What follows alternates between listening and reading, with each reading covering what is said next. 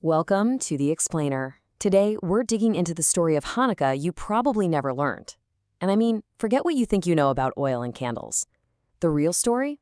Well, it's a gripping tale of civil war, forbidden books, and a battle for the very soul of a people. Okay, so let's just dive right into the central mystery of the holiday, the Talmud, right?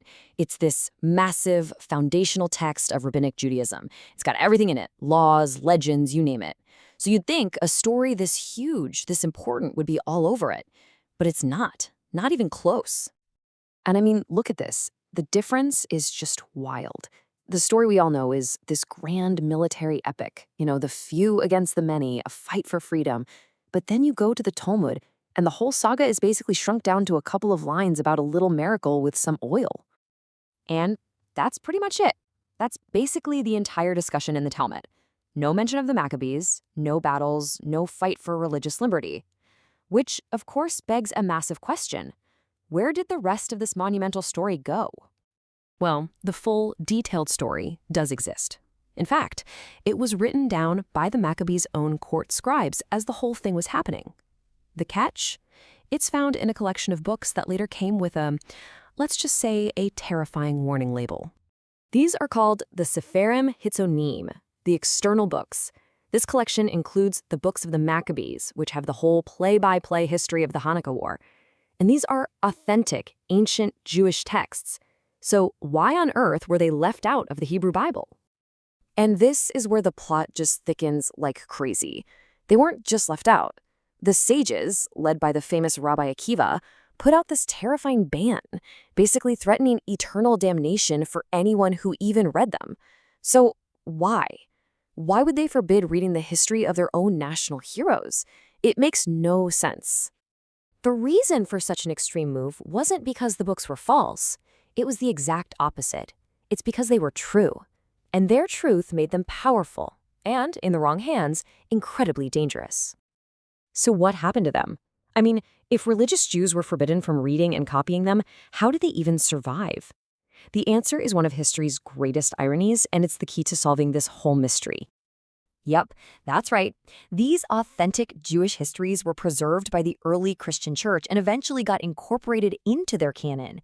Think about that. The books survived because the very people they were about were told not to read them. So, what was going on? Well, the ban wasn't really about censorship. You can think of it more like a strategic firewall. Rabbi Akiva and the sages saw that early Christian theologians were using these perfectly kosher Jewish texts to argue for their new beliefs. The average person wasn't equipped to debate theology at that level, so to protect the community, they basically put the books behind a scholarly paywall. So what is actually in these forbidden books that was so explosive? Well, when you finally crack them open, you discover that the Hanukkah story doesn't start with a wicked foreign king at all. It starts with a betrayal from within the Jewish people. The book of Maccabees says, "In those days, lawless men came forth from Israel."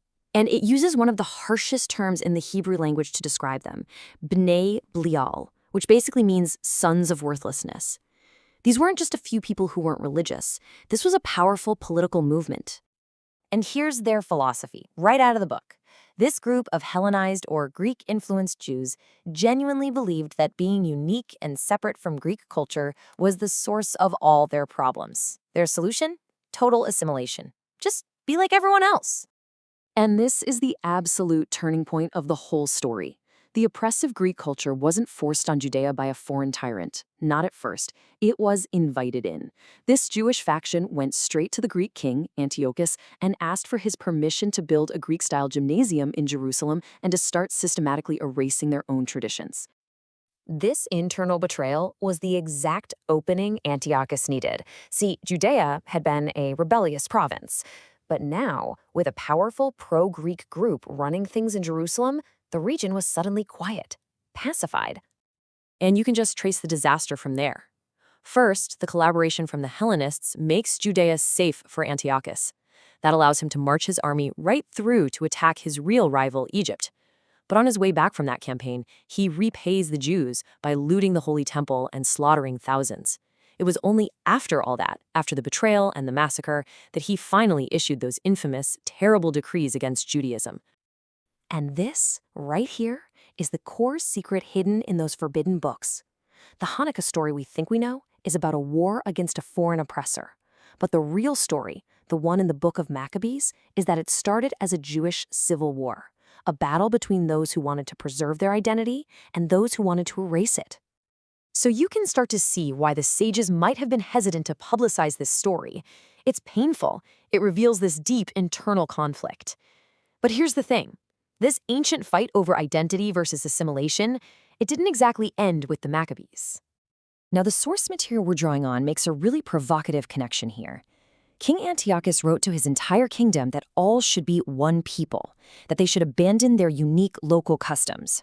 And you have to admit, that ancient call for a single universal culture, it has a powerful echo in some of today's calls for globalization. And this tension just seems to be a recurring theme. Back then, the goal was to adopt Greek culture and become one people.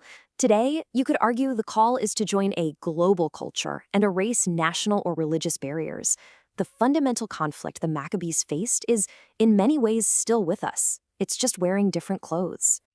And this is really the ultimate takeaway. The military victory, as incredible as it was almost secondary. The primary battle, the one that kicked the whole thing off, was an internal fight over a single question. What does it mean to be a Jew in a world that's constantly demanding you be just like everyone else? That's our explainer. The story of Hanukkah, hidden away for centuries, isn't just some dusty piece of ancient history. It's a story about identity, about belonging, and about the timeless struggle between being unique and just fitting in. So we'll leave you with this final thought. Is that 2,200-year-old war still being fought today?